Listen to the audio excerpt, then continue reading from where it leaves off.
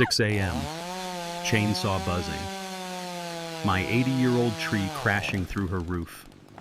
And somehow, I'm the one she's screaming at. I'm standing in my boxers watching Delilah Thornbridge, our HOA president, point at me like I controlled gravity. The morning air reeks of sawdust and her shattered plans, while a chainsaw crew backs away like they've witnessed karma in action. For 6 months, this woman systematically destroyed my life.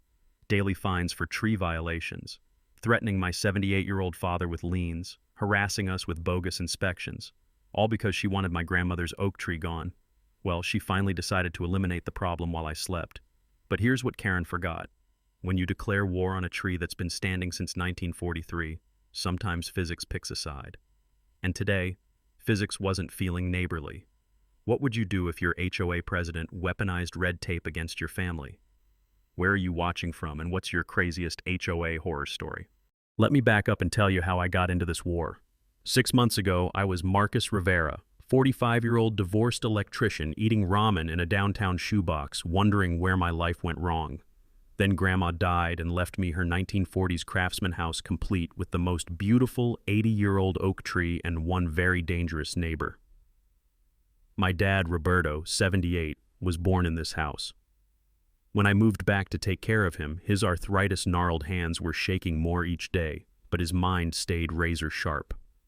"This neighborhood's changing, mijo," he warned, gripping my arm. "People here got different ideas about what belongs." The oak tree was Grandma's pride. Planted in 1943 when she was pregnant with Dad, it now towers 60 feet with a trunk so massive 4 people couldn't hug it. Every morning, Roberto and I drink café con leche in its shade, listening to leaves whisper 4 generations of family stories. Then I met the woman who wanted to turn those stories into sawdust. Delilah Thornbridge, 52, real estate agent, drives a white Lexus she washes obsessively, lives in a McMansion so ugly it makes strip malls look elegant. This woman appeared my first week with a clipboard, a smile faker than a campaign promise, and enough department store perfume to kill a small animal. The smell hit me like a chemical weapon mixed with summer heat. Her heels clicked aggressively on my brick walkway, sounding like an angry woodpecker with authority issues. "Welcome to the neighborhood, sweetie," she purred, staring at our oak like it had personally insulted her ancestors. "There seems to be a little issue with your vegetation." Vegetation. She called my grandmother's living memorial vegetation. Delilah produced some obscure HOA covenant claiming our tree branches encroached 18 inches over the property line. When I politely explained the tree predated the HOA by 44 years, her fake smile cracked just enough to reveal the shark underneath. "Rules are rules, sweetie. Grandfather clauses don't apply to eyesores." Within a week, official violation notice on paper so cheap it was already yellowing, $50 per day, starting immediately, 30 days to remove the tree or face a lien. That night, Roberto had his first panic attack in years. I found him clutching his chest in the kitchen, gasping about losing Maria's tree. The ambulance ride cost us $800 we didn't have, and the doctor said stress was making his heart condition worse. While Roberto recovered, I did some digging. Turns out Delilah had pulled this exact scam on 3 other original homeowners. Eleanor Vasquez over her roses, Tom Bradley over his workshop, Sarah Kim over her kids' playground. All 3 eventually sold below market value to escape the harassment. Guess whose real estate company bought every single property? Every morning I'd wake to construction sounds and the smell of fresh paint from another flip project. The crunch of gravel under bulldozers had become our street's death rattle. Old Millbrook Heights was being systematically erased, one forced sale at a time. Here's what really made my blood boil. This wasn't random HOA power tripping. Delilah was running an organized harassment campaign to gentrify our block. The violations, daily fines, bogus inspections, all designed to pressure longtime residents into selling cheap so she could flip houses for massive profit. Roberto watched her cruise by in that spotless Lexus every morning. "She thinks we're just obstacles, mijo," he'd say, stirring his coffee with trembling fingers. "But your abuela's tree has roots deeper than her greed." I tried everything. Reasoning, legal consultation that drained my savings, even offering to trim the branches. Nothing worked. Delilah wanted total surrender, the tree gone, our family history erased, another victory in her gentrification playbook. What I didn't know was that Delilah's perfectly calculated harassment campaign was about to collide with something she couldn't intimidate, fine, or force into submission. 80 years of deep roots in the immutable laws of physics. Sometimes the universe has a twisted sense of justice about property lines and power-hungry Karens. 2 weeks after that first violation notice, Delilah showed up at my door with backup, and not the kind you'd want on your side. "Marcus, I'd like you to meet Chuck Kowalski, our certified arborist," she announced, gesturing to a guy who looked like he'd learned tree removal from a gas station pamphlet. His pickup truck wheezed and rattled like it was one pothole away from mechanical death, leaving behind the acrid smell of burning oil and broken dreams. Chuck circled our oak tree exactly once I timed it, spending more effort lighting his cigarette than examining 80 years of healthy growth. His clipboard notes looked suspiciously pre-written, just like his conclusions. "Ma'am, this tree's got serious structural issues," he announced to Delilah, completely ignoring me. "Imminent danger to the community. Could fall any day, crush somebody's house, maybe kill a kid. Real liability situation here. The performance was so rehearsed I half expected them to take a bow." His estimate? $8,500 for removal, plus $2,200 for root mitigation. Nearly 11 grand to destroy my family's history. That's when my electrician instincts kicked in. 30 years of troubleshooting faulty wiring teaches you to spot scams from orbit, and these two were throwing off more red flags than a communist parade. I called Miguel Rodriguez that afternoon, a guy whose scarred hands told the story of 3 decades caring for neighborhood trees. He examined our oak with the reverence of a doctor checking a patient's heartbeat, running weathered fingers along the bark, testing soil moisture, checking for disease or damage. "Whoever told you this tree's dangerous is either blind or lying," Miguel said, shaking his head. "This oak's healthier than most people I know. Proper trimming? $400 max." That night, while Roberto dozed under his favorite TV show, I remembered something my divorce attorney had drilled into me. Always verify credentials before trusting anyone with your money or your life. 5 minutes on the state licensing website revealed Chuck Kowalski's arborist certification had expired in 2018. For 6 years, this man had been giving professional assessments with about as much legal authority as a mall cop. The complaint I filed with the state licensing board felt like my first real punch in this fight, but Delilah wasn't done playing games. 3 days later, my phone rang with the kind of official tone that makes your stomach drop. "Mr. Rivera? This is Dave Patterson from City Building Enforcement. We've received complaints about a hazardous tree situation at your address. I need to schedule an emergency inspection." Emergency. Right. Because an 80-year-old tree suddenly becomes dangerous the moment some HOA president decides she doesn't like the view. Patterson arrived the next morning carrying a violation notice that reeked of predetermined outcomes. The date stamp told the whole story written one day before his inspection. Either this man moonlighted as a fortune teller, or the fix was in deeper than our oak's root system. "Mr. Rivera," Patterson announced without even glancing at our perfectly healthy tree, "this vegetation clearly violates municipal safety standards. I'm afraid I'll have to issue a correction notice." Vegetation. The same dehumanizing word Delilah used, now coming from a city official who spent more time looking at his clipboard than our tree. "Based on what assessment?" I asked, holding up Miguel's detailed report. Patterson examined the professional evaluation like I'd handed him homework written in hieroglyphics. "Well, I'm not really qualified to interpret technical documents. I just follow city guidelines and respond to citizen complaints." Citizen complaints. Singular. From one very motivated real estate agent who apparently had municipal employees on speed dial. But that's when Roberto shuffled outside, moving with the deliberate pace of someone who'd learned that rushing gets you nowhere fast. He carried 2 steaming cups of his legendary café con leche, the kind that could wake the dead and make them grateful. "Officer Patterson," Roberto said in his careful, formal English, "before you finalize that citation, perhaps you should know this tree was officially surveyed and approved by the city when our neighborhood incorporated in 1987. The documentation's all filed properly, if you'd care to review it." The silence stretched like taffy while Patterson's face cycled through several interesting colors. Apparently nobody had mentioned the historical permits Roberto had been quietly maintaining in our kitchen filing cabinet for 37 years. "Well, I'll need to research the historical records before making any final determinations, Patterson stammered, suddenly fascinated by his shoes. Roberto's smile contained decades of patient wisdom about dealing with people who underestimated quiet competence. Of course, officer. Take all the time you need. The tree's been here since 1943. It's not planning to go anywhere soon. That evening, sharing coffee under our oak's protective canopy while the sunset painted everything gold, Roberto dropped some wisdom that would prove prophetic. Sometimes you don't fight the system head-on, mijo. Sometimes you document everything and let the system strangle itself with its own contradictions. The old man was right. This had stopped being about tree trimming the moment Delilah brought in fake experts and corrupted city officials.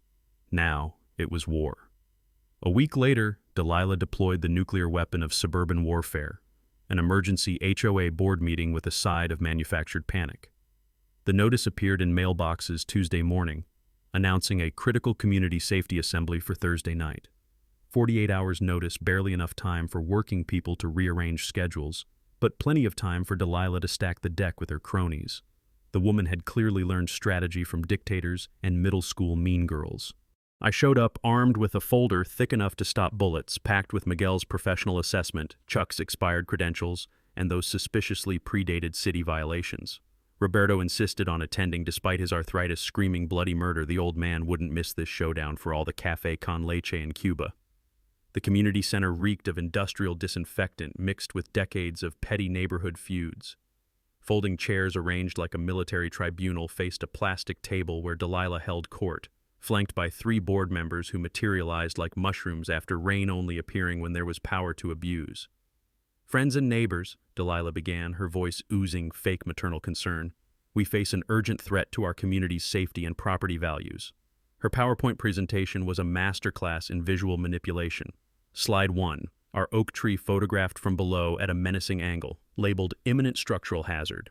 Slide 2, close-ups of perfectly normal bark texture described as advanced deterioration patterns. Slide 3, and this was pure genius, a photo of a completely different tree that had crashed through someone's roof during last year's hurricane, presented as predictable outcomes of negligent tree maintenance. The audacity was breathtaking. It was like using footage from Jaws to argue against backyard swimming pools. The board proposes an emergency special assessment, she announced with practiced authority, to fund immediate professional remediation of all non-compliant vegetation threatening our community. Translation: everyone pays Chuck to destroy trees she doesn't like, while her real estate company swoops in to buy the properties from financially exhausted homeowners. That's when I stood up, my evidence folder rustling like a battle flag. Before anyone votes on anything, I announced loud enough to rattle the fluorescent lights, this community deserves to know that Chuck Kowalski's arborist license expired in 2018. His professional assessment has the same legal weight as a horoscope. You could have heard a pin drop in the vacuum of stunned silence. Delilah's perfectly applied foundation couldn't hide the crimson flush creeping up her neck like a thermometer measuring her panic level. Furthermore, I continued, spreading Miguel's legitimate report across the table like evidence at a trial. A real certified arborist found our tree completely healthy. The only dangerous thing here is making decisions based on fraudulent information. But I wasn't finished. 3 decades of dealing with electrical inspectors had taught me that corrupt officials crumble when you know the rules better than they do. According to HOA Bylaws Article 7, Section 3, emergency meetings require full 48 hours written notice for special assessment votes. This meeting was called Tuesday for Thursday, that's 46 hours and 37 minutes. Legally speaking, any votes taken tonight are worth about as much as Monopoly money. The silence stretched so long I could hear Roberto's coffee cup chattering against its saucer. Then Eleanor Vasquez, the 73-year-old warrior who'd lost her roses to this same harassment campaign, rose with the dignity of someone who'd been fighting bureaucrats since the Nixon administration. I motion to postpone this vote pending proper legal review, she declared. Tom Bradley, still bitter about his workshop violations, stood up, seconded with enthusiasm. Sarah Kim, mother of 2 and keeper of detailed records, joined them. I have serious questions about this assessment that require answers before any financial commitments. Delilah's orchestrated power grab was disintegrating faster than wet cardboard. Her phone kept buzzing with increasingly frantic texts, and through the windows I could see construction lights blazing at another flip project crews working overtime, probably burning through loan deadlines while she wasted time trying to intimidate tree huggers. "Perhaps," she stammered, her authority evaporating like morning dew, "we should table this discussion until more comprehensive documentation can be provided." The meeting collapsed into organic community organizing, with longtime residents sharing harassment stories, while Delilah's supporters slipped out the back exits like roaches abandoning a sinking ship. As we gathered our things, Eleanor approached with the smile of someone holding royal flush cards. "Marcus, dear," she said conspiratorially, "I've been documenting every violation notice issued in this neighborhood for 3 years. The targeting patterns are absolutely fascinating and completely illegal." Walking to our car under streetlights that cast our oak's shadow like protective arms, Roberto squeezed my shoulder. "Your abuela planted more than a tree, mijo. She planted the kind of roots that anchor communities when storms try to blow them away." That night, organizing Eleanor's evidence by our kitchen table, I realized Delilah's systematic harassment had awakened something she never expected. Neighbors who were finally ready to fight back together. The war was just getting started. The morning after our community revolt, Delilah abandoned subtlety and went full suburban psychopath. It started with the parking terrorism. Every day at exactly 6:45 a.m., her pristine Lexus would materialize in front of our driveway, not quite blocking it, but positioned like a middle finger made of German engineering. When Roberto's medical transport couldn't maneuver safely, she'd emerge with that shark smile claiming she was monitoring neighborhood safety concerns. The daily ritual became performance art. Slam goes her car door, theatrical inspection of imaginary scratches, another slam for emphasis.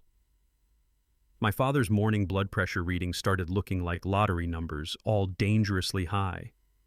Then came the noise complaints about my work van. Apparently, leaving for electrical jobs at 7 a.m. violated some unwritten law about community tranquility standards. Never mind that half the neighborhood commuted at the same time, only the Mexican electrician's truck disturbed Delilah's precious suburban serenity. But her masterpiece was the Whisper campaign. She started hosting coffee gatherings for newer residents, serving poison with pastries and character assassination with cream cheese.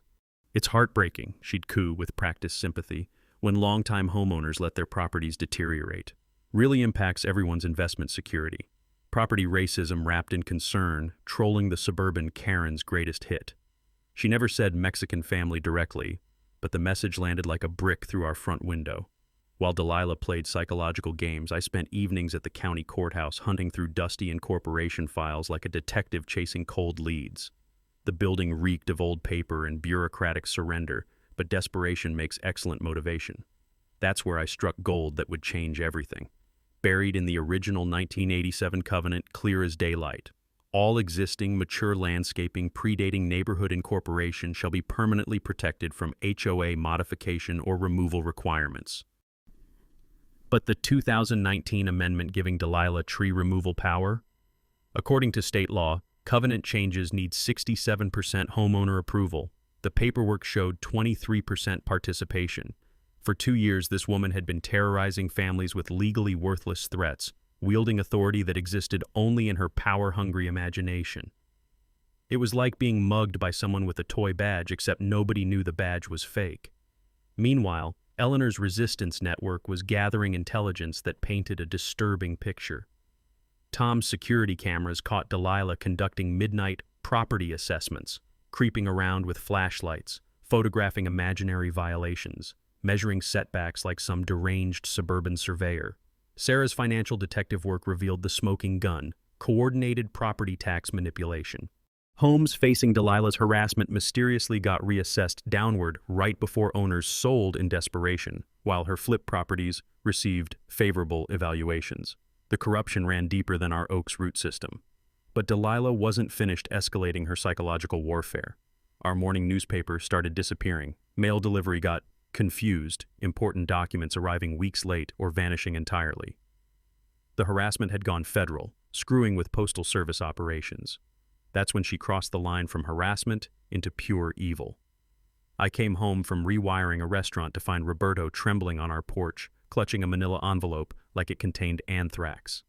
Inside, telephoto surveillance photos of my 78-year-old father walking to the market, tending our garden, drinking coffee under his beloved tree. Someone had been stalking him. No demands, no threats, just the chilling message. "We're watching you, old man." Roberto's whispered words broke my heart. "Mijo, maybe we should cut down Maria's tree. I can't take much more." That night I found him gasping in the kitchen, clutching his chest while his face went gray as concrete. The second ambulance ride in 6 weeks cost another $1,000 we couldn't afford, and the ER doctor's words hit like hammer blows. "Your father's experiencing stress-induced cardiac episodes. Whatever's causing this sustained anxiety needs to stop immediately, or we're looking at permanent heart damage." Driving home at 3 a.m. through empty streets, rage burned through my exhaustion like acid through steel. Delilah had escalated from property disputes to attempted murder by psychological torture. The tree war had become a fight for my father's life, but she'd made one critical error, underestimating what happens when you threaten a family's survival. The next morning, I called an emergency war council. Eleanor arrived with her violation database, Tom brought USB drives full of surveillance evidence, Sarah carried financial records documenting the tax manipulation scheme. "This woman has declared war on our community," I said, spreading evidence across our kitchen table under the oak's protective canopy. "Time to show her what happens when you pick fights with people who've got nothing left to lose." Roberto, still pale from his hospital stay but with fire returning to his eyes, managed a determined smile. "Your abuela always said this tree would protect our family, mijo. Maybe it's time to stop defending and start attacking." The old man was absolutely right. Delilah had just committed the fatal mistake of threatening the wrong family tree. Now she was about to discover what 80 years of deep roots could do when they finally decided to fight back. War was coming to Millbrook Heights, and we had the home field advantage. 3 days later, Eleanor called with the breathless excitement of someone who'd just discovered buried treasure. "Marcus, drop everything and get to the courthouse. Bring Roberto if he's strong enough. Sarah just found the smoking gun that's going to turn this whole war upside down." The courthouse smelled like old coffee and bureaucratic defeat, but today it felt like the war room where we'd finally gained the upper hand. Roberto insisted on climbing those marble steps himself, gripping the brass handrail with determination. "If we're about to win this fight, mijo, I'm not watching from the sidelines." Sarah waited in the records office like a forensic accountant who'd cracked the Da Vinci Code, surrounded by property documents and wearing the satisfied smile of someone holding royal flush cards. Her laptop screen glowed with spreadsheets that told a story more explosive than any Hollywood revenge thriller. "Follow the money," she announced, her voice vibrating with barely contained excitement. "That's what my accounting professor always said. And boy did following Delilah's money lead somewhere interesting." She clicked through official documents that painted a picture of neighborhood-scale destruction disguised as development. 8 months ago, Delilah's real estate company had borrowed $2.3 million for something called the Millbrook Heights Revitalization Project, a fancy name for systematic community demolition. The loan application specifically identifies 12 target properties for acquisition, Sarah continued, highlighting our section of the neighborhood, including yours, Eleanor's, Tom's, and 9 others. The plan, luxury condos that triple density and quadruple her profit margins. But here's where corporate greed met mathematical reality. Balloon payment loans are financial time bombs designed to explode in borrowers' faces. Delilah had 7 months and 18 days to acquire our properties and break ground, or the bank would seize everything she owned as collateral. Her house, her business, her precious Lexus all betting chips in a high-stakes gentrification gamble. So, every harassment tactic, every bogus violation, every daily fine, I said, pieces clicking together like puzzle solving itself, was designed to financially exhaust us into selling cheap before her deadline. Roberto leaned forward, coffee cup warming his arthritic hands. "Like wolves driving prey toward a cliff, make us so desperate we'll take any escape." Sarah nodded grimly and clicked to the most damning evidence. Email chains between Delilah and her loan officer, public record due to municipal permit requirements. She'd documented her entire predatory strategy in writing, referring to problem homeowners and holdout properties requiring additional pressure tactics. Our address glowed yellow on her target list. Priority acquisition, elderly occupant, confirmed financial vulnerability. They'd been hunting Roberto's age and our working-class income from day one. This wasn't neighborhood improvement. It was economic warfare with a business plan and a countdown clock. But the insurance fraud component made everything crystal clear. Delilah's company had been manufacturing environmental hazards to trigger insurance payouts, using other people's money to fund harassment campaigns while simultaneously devaluing properties for cheap acquisition. 12 families targeted with identical harassment patterns, Sarah explained, pulling up a map dotted with red pins marking every victim. Tree violations, noise complaints, safety citations, all creating paper trails to justify below-market acquisition offers. The scope was breathtaking in its calculated cruelty. Roberto sat quietly, processing decades of experience with people who mistook his kindness for weakness. Then he looked up with the crystalline clarity that comes from surviving 80 years of bullies. So this woman bet money she doesn't have on terrorizing families out of their homes, and if she fails, she loses everything. That's exactly right, Sarah confirmed, and her timeline is ticking like a bomb. Something fundamental shifted in my understanding. For months, we'd been defending against someone who seemed untouchably powerful. But Delilah wasn't powerful. She was desperate. And desperate people with everything to lose make catastrophic mistakes. Roberto's weathered face broke into the first genuine smile I'd seen since this nightmare began. Mijo, your abuela used to say the best way to defeat a predator is to become something it didn't expect to hunt. Now we knew Delilah's greatest fear, running out of time. The prey had just become predators. That night, our kitchen table transformed into a war room that would make Pentagon strategists jealous. Eleanor arrived with a casserole that smelled like heaven and a manila folder thick enough to stop bullets. Tom brought his laptop loaded with surveillance footage and the kind of grim determination that comes from fighting dirty politicians. Sarah showed up with spreadsheets, legal pads, and enough caffeine to power a small city. Roberto, despite doctor's orders to rest, insisted on staying for the planning session. I've been waiting 80 years to see a neighborhood bully get what's coming, he said, settling into his favorite chair with a fresh cup of coffee. I'm not missing the strategy meeting. The evening air carried the scent of Eleanor's homemade bread and the sound of our oak's leaves rustling like they were whispering battle plans. All right, I said, spreading Sarah's financial documents across the table. We know Delilah's desperate, over-leveraged, and running out of time. How do we use that against her? Eleanor opened her violation database, 3 years of meticulously documented harassment that read like a predator's playbook. First, we established the pattern of systematic targeting. Every family she's harassed fits the same profile. Long-time residents, modest incomes, properties she wants to flip. Tom pulled up security footage on his laptop. I've got her conducting illegal property inspections, trespassing after dark, measuring setbacks she has no authority to enforce, plus recordings of her coaching Chuck on what to write in his fake assessments. The footage was damning. Delilah creeping around properties with a flashlight like some suburban cat burglar, photographing imaginary violations, even attempting to create damage she could later cite in harassment notices. Sarah spread out the financial smoking guns. The tax assessment manipulation is prosecutable fraud. I can prove coordinated timing between her harassment campaigns and mysteriously favorable reassessments for properties she wanted to acquire. But we needed more than evidence. We needed strategy. The legal approach has to be multi-pronged, I explained, remembering advice from my divorce attorney about fighting people with more resources. File everything simultaneously so she can't focus on defending one angle at a time. Here's what I'd learned from 30 years of electrical work.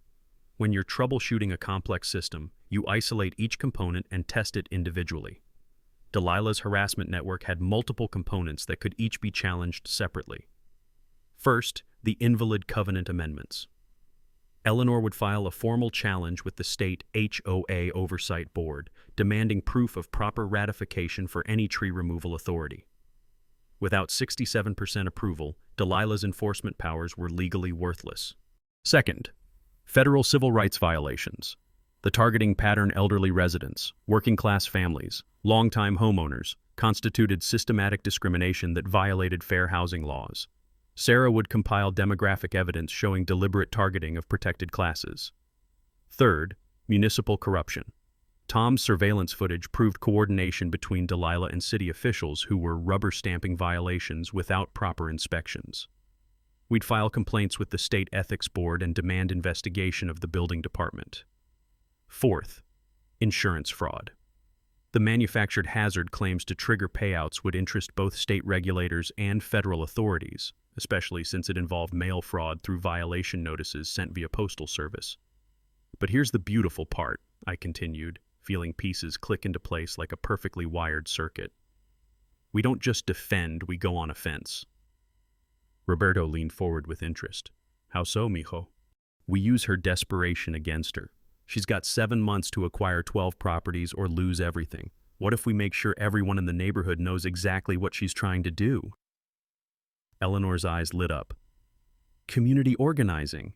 Turn her secret harassment campaign into public knowledge. Tom nodded enthusiastically. I can set up a neighborhood website, post all the evidence, create a timeline showing her systematic targeting, make it impossible for her to intimidate people in isolation. Sarah pulled out her phone. And I'll contact that reporter from the Tribune who's been writing about development corruption.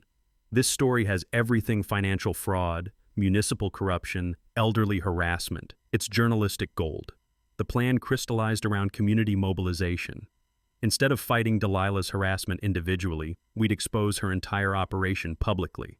Let every neighbor know they were being targeted by a desperate developer who'd bet millions she couldn't repay on driving them from their homes. Roberto stirred his coffee slowly, processing our battle strategy. You know what this reminds me of?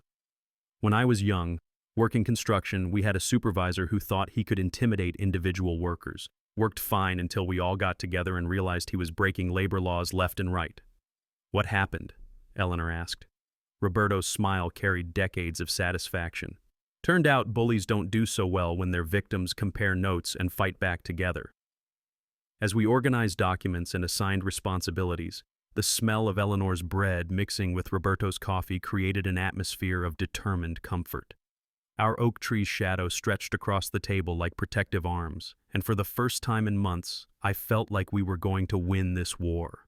Delilah wanted to pick us off one by one, I said, looking at our small army of neighborhood defenders. Too bad for her, we fight better as a pack. The hunter was about to become the hunted, and she had no idea what was coming. Within 48 hours of our war council, Delilah realized her systematic harassment had awakened something she hadn't planned for: organized resistance. Her first desperate move was hiring a private investigator, some sleazy ex-cop named Rick Kowalski, who looked like he'd learned surveillance from watching too many bad detective movies. Yeah, Kowalski, apparently Chuck's cousin, ran in the same circles of professional incompetence. Rick started following me to job sites, taking pictures of my work van, even attempting to interview my electrical clients about my character and reliability. The man was about as subtle as a chainsaw in a library, wearing cheap suits and driving a dented sedan that screamed discount detective services. But when direct intimidation failed, Delilah shifted to divide and conquer tactics. Tom got a mysterious phone call about a consulting opportunity with a development company that just happened to match Delilah's business address. The offer was generous $5,000 to provide neighborhood architectural assessment services. All he had to do was stop participating in frivolous community disputes and focus on positive neighborhood development. Translation: take the bribe and abandon our alliance. Tom's response was legendary. He recorded the entire conversation, then called a neighborhood meeting to play it back for everyone. Nothing exposes corruption like letting corrupt people talk long enough to hang themselves with their own words. Meanwhile, Delilah escalated her psychological warfare against Roberto. She started spreading rumors about his immigration status at her coffee clutches, conveniently forgetting that the Rivera family had been American citizens longer than her grandparents had been off the boat from Ireland. The whispers were calculated and cruel. It's such a shame when people don't understand American property laws. Different cultures have different ideas about community standards. Property racism with a smile, the suburban Karen signature weapon. But her biggest mistake was underestimating how pissed off a community gets when you mess with their favorite grandfather figure. Roberto had been helping neighbors with electrical problems, lending tools, sharing coffee and stories for months. Attacking him was like kicking everyone's beloved uncle. That's when the vandalism started. My work van's tires got slashed overnight, all four, with surgical precision that cost me $400 and a day of lost income. Eleanor's prize roses, the ones she'd been growing for 15 years, were trampled into mulch. Sarah's kids' playground equipment got spray-painted with obscenities that required explanation no parent wants to give. Tom's security cameras captured some of it. shadowy figures moving through yards after midnight, but always wearing hoodies and keeping faces hidden. Professional enough to avoid identification, amateur enough to create patterns we could document. The message was clear: abandon your resistance or watch your neighborhood get destroyed piece by piece. But Delilah had miscalculated community psychology. Instead of intimidating people into submission, the vandalism pissed off neighbors who hadn't been involved before. Property damage has a way of converting fence sitters into active participants. Mrs. Patterson, the retired teacher who lived next to Tom, started keeping vigilant night watch from her bedroom window. The Hendersons, young couple with twin toddlers, installed motion sensor lights that turned their backyard into a security perimeter. Even cranky old Mr. Kowalski, no relation to Chuck and Rick, began walking patrol routes with his ancient German shepherd. The private investigators' amateur surveillance became neighborhood entertainment. Kids started following Rick around, asking if he was making a movie. Teenagers began photobombing his stakeout attempts. Eleanor organized Rick watch shifts where neighbors would wave cheerfully at his car until he gave up and drove away. But the most revealing discovery came from the least expected source. Rick Kowalski, it turned out, had a conscience buried under his cheap suit and questionable life choices. After 2 weeks of following me around and finding absolutely nothing worth reporting, he showed up at my door looking like a man carrying heavy secrets. "Look, Rivera," he said, glancing nervously over his shoulder, "I need you to know something about what I was hired to do." He pulled out a digital recorder and pressed play. Delilah's voice filled the evening air with instructions that would make organized crime bosses proud. Fabricate evidence of drug activity, manufacture domestic disturbance reports, create documentation that could justify police harassment. "She wanted me to plant evidence in your work van," Rick continued, his voice heavy with disgust. "Drugs, stolen tools, anything that would get you arrested and discredited. I told her I don't frame innocent people." The recording continued with Delilah's response. "Then find something else. These people need to understand that fighting me has consequences their families can't afford." Rick handed me the recorder. "I'm worried about criminal liability if this goes south. That woman's asking for things that could land me in federal prison." As I listened to more recordings of Delilah instructing Rick to manufacture evidence, intimidate witnesses, and create problems that make fighting back more expensive than surrendering, one thing became crystal clear. Delilah wasn't just desperate, she was unhinged. And unhinged people with everything to lose don't just make mistakes. They make spectacular, publicly visible, completely catastrophic mistakes that destroy their lives on camera. We just had to be patient enough to let her hang herself with her own rope. Rick Kowalski's conscience had given us a gift, but Delilah's desperation was about to give us something even better: front row seats to her complete meltdown. With 6 months left on her balloon payment and her bribery attempts backfiring spectacularly, Delilah decided on the nuclear option. If she couldn't intimidate us into selling, she'd eliminate the problem that started this whole war: our grandmother's oak tree. The plan was elegant in its criminal simplicity. Hire a cut-rate tree service during pre-dawn hours, claim emergency safety removal after the fact, and present the neighborhood with a fait accompli. By the time anyone could file legal challenges, the tree would be mulch and her primary obstacle would be eliminated. What Delilah didn't calculate was that desperate people hiring desperate contractors often get desperate results. She found her tree service through classified ads, Rodriguez Tree Removal, which had absolutely no connection to Miguel Rodriguez's legitimate business. This Rodriguez was actually Randy Rodriguez, a guy whose idea of professional tree removal involved a chainsaw, a pickup truck, and whatever prayers seemed appropriate for the situation. Randy showed up at 5:45 a.m. on a Tuesday with 2 helpers who looked like they'd learned forestry from video games. Their equipment consisted of chainsaws that sounded like dying motorcycles, rope that belonged in a garage sale, and safety gear that would make OSHA inspectors weep. I woke up to the sound of Randy's chainsaw sputtering to life, followed immediately by Delilah's voice directing traffic like some suburban general commanding her troops. "Start with the large branches overhanging the property line," she instructed, pointing toward our house. "We need clean removal to prevent any debris issues." Roberto and I rushed outside to find Randy already making his first cut, sending sawdust into the morning air like aromatic snow. The sight of strangers attacking our family tree sent adrenaline coursing through my veins like electrical current. "Stop! You don't have permission to cut that tree," I shouted, pulling out my phone to call police. Delilah appeared in her bathrobe, clipboard in hand, wearing the triumphant smile of someone who thought they'd won the war. "Actually, Marcus, emergency safety removals don't require homeowner consent when community welfare is at stake. It's all in the municipal code." She waved a document that looked official enough to fool someone who hadn't been studying municipal regulations for months. The paper was complete fabrication, but Randy and his crew didn't know the difference between legitimate permits and elaborate forgeries. Here's what Delilah hadn't counted on. Physics doesn't care about HOA bylaws, municipal codes, or desperate real estate developers with balloon payments. Our oak tree was 60 feet of solid wood with a canopy that had been growing in specific directions for 80 years. The weight distribution was complex, the root system was massive, and the fall trajectory required precise calculations that Randy's crew had definitely not performed. They started cutting the main trunk about 12 feet up, figuring the tree would fall away from both houses toward the street. It was the kind of assumption that works great in theory and catastrophically in reality. As Randy's chainsaw bit into 80 years of growth, the tree began its final lean. But instead of falling predictably forward, the massive canopy's weight pulled it backward toward Delilah's McMansion. The physics were inevitable. Decades of branch growth had created a center of gravity that no amount of wishful thinking could overcome. "It's going the wrong way!" Randy's helper shouted, dropping his safety rope and backing away like a smart person. The next 30 seconds played out in slow motion with the terrible beauty of perfect justice. Crack went the trunk, splitting along grain lines that had been decades in the making.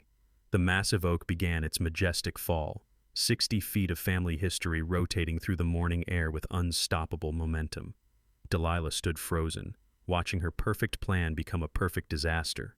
Her face cycled through confusion, realization, and pure horror as physics education arrived via express delivery. Crash! The main trunk punched through her roof like a wooden missile, sending clay tiles exploding in every direction. Secondary branches crushed her BMW with the casual efficiency of a giant fly swatter. Smaller debris rained down on her Lexus, turning pristine German engineering into expensive scrap metal. The sound echoed through the neighborhood like thunder, followed by car alarms, barking dogs, and the distinctive screaming of someone whose criminal scheme had just backfired with mathematical precision. Dust clouds mixed with scattered leaves created an almost biblical scene of destruction. The tree that Delilah had spent months trying to eliminate was now permanently, spectacularly, completely occupying her master bedroom. Randy and his crew stood amid the wreckage looking like they'd witnessed a miracle of divine intervention.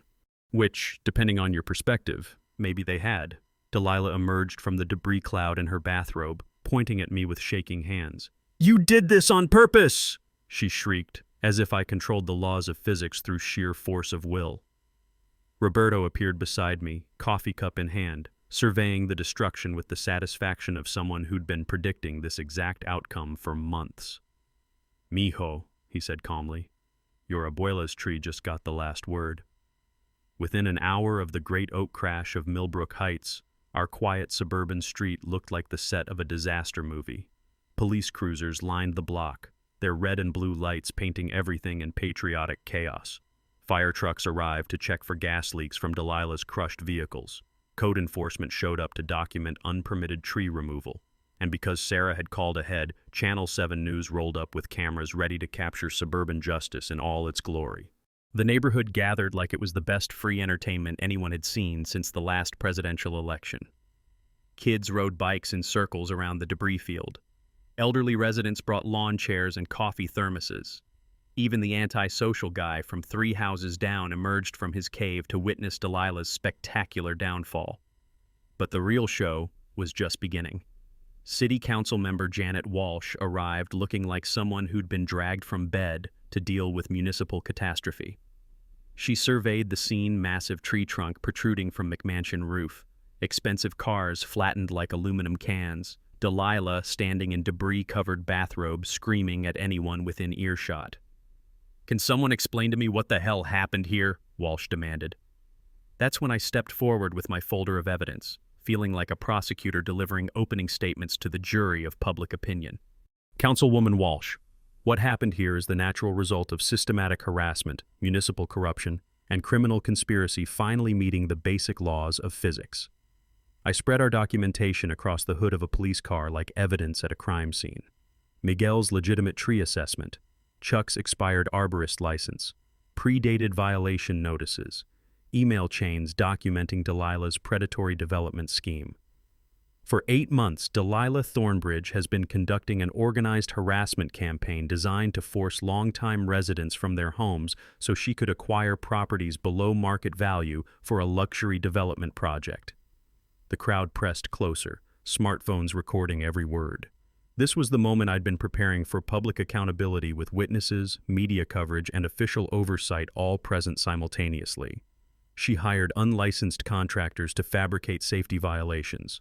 She coordinated with city officials to rubber-stamp bogus citations. She attempted to bribe community members and instructed private investigators to manufacture criminal evidence against families who refused to surrender their homes.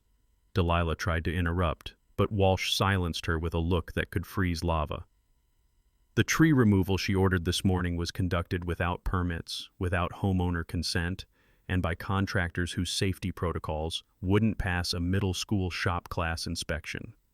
Tom stepped forward with his laptop, connecting to portable speakers he'd brought for maximum impact.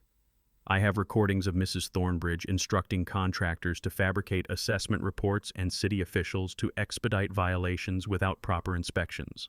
The audio played clearly enough for everyone to hear Delilah's voice coordinating harassment tactics, discussing problem homeowners who needed additional pressure, and referencing our family as a priority acquisition target. You could hear a pin drop in the stunned silence that followed. Detective Maria Santos, who'd been quietly taking notes, stepped forward with the expression of someone who'd just heard enough evidence to file multiple felony charges. Mrs. Thornbridge, I need to inform you that conspiracy to commit fraud, bribery, and criminal harassment are serious charges that carry significant penalties. But the mic drop moment came from the most unexpected source. Roberto, who'd been silently observing the proceedings while leaning against our surviving fence post, cleared his throat with the authority of someone who'd earned the right to speak truth to power. "Young lady," he said, addressing Delilah with the kind of polite formality that makes devastating criticism even more crushing, "you spent months trying to destroy a tree that was planted by a woman who survived the Depression, raised 5 children, and built a community where neighbors helped each other instead of preying on each other." His voice carried across the crowd with crystalline clarity, each word precisely chosen for maximum impact. That tree survived 80 years of storms, droughts, and neighborhood changes because it had deep roots and strong community supporting it. You lasted 8 months because your only roots were greed, and your only community was the people you paid to help you hurt others. The crowd murmured approval like a congregation hearing gospel truth. Now that tree is taking a permanent nap in your bedroom, and maybe you'll have time to think about the difference between building something lasting and destroying something beautiful for temporary profit. Even the news reporter looked impressed by Roberto's eloquent takedown. Walsh turned to the police officers with administrative efficiency. "I want a full investigation into municipal code violations, potential corruption in the building department, and any criminal activities related to this development scheme." As Delilah was led away for questioning, still protesting her innocence while standing in the wreckage of her own criminal stupidity, the neighborhood erupted in spontaneous applause. Eleanor hugged Roberto like he'd just delivered the Gettysburg Address. Tom high-fived random neighbors. Sarah was already planning the community newsletter celebrating our victory. And our grandmother's oak tree, despite being relocated to an unexpected bedroom, had finally found the perfect resting place. Sometimes justice comes from courtrooms and legal briefs. Sometimes it comes from 80 years of deep roots and the unstoppable force of gravity. 6 months later, Millbrook Heights looked like a neighborhood that had rediscovered its soul and learned to protect it with the fury of suburban warriors. Delilah's downfall was more spectacular than her tree removal disaster. The conspiracy charges stuck harder than superglue on skin, especially after Rick Kowalski's recordings exposed her entire criminal network. She plea bargained down to 2 years in state prison, 5 years probation, and restitution so massive it required selling her kidney on the black market. Just kidding about the kidney, but her real estate license got permanently revoked, and her development company collapsed so thoroughly that business schools now use it as a master class in criminal stupidity.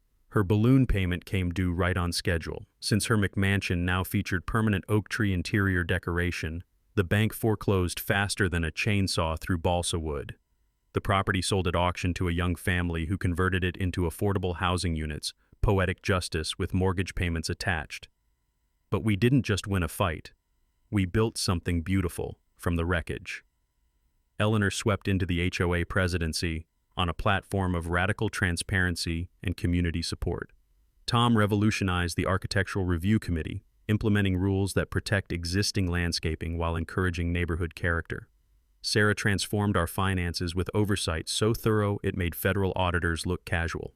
Roberto, despite doctors' protests about overexertion, accepted the role of community heritage advisor, which mostly meant dispensing wisdom from our front porch while neighbors brought problems ranging from property disputes to teenager management. His blood pressure normalized, his hands stopped shaking, and his legendary coffee became the unofficial fuel of local democracy. Where our oak once stood, Eleanor organized creation of the Maria Rivera Memorial Garden with a bench carved from our tree's surviving trunk. The inscription captures everything: deep roots, strong community, strong future, 1943 to 2024. The smell of Eleanor's roses now mingles with the sound of children playing, the perfect combination of beauty and hope. The Roberto Rivera Community Heritage Fund, established with my settlement money, provides free legal aid to elderly homeowners facing harassment while partnering with the State Attorney General for enforcement. Our annual Neighborhood Heritage Festival draws families from 3 counties for food trucks, live music, and enough homemade tamales to satisfy a small army.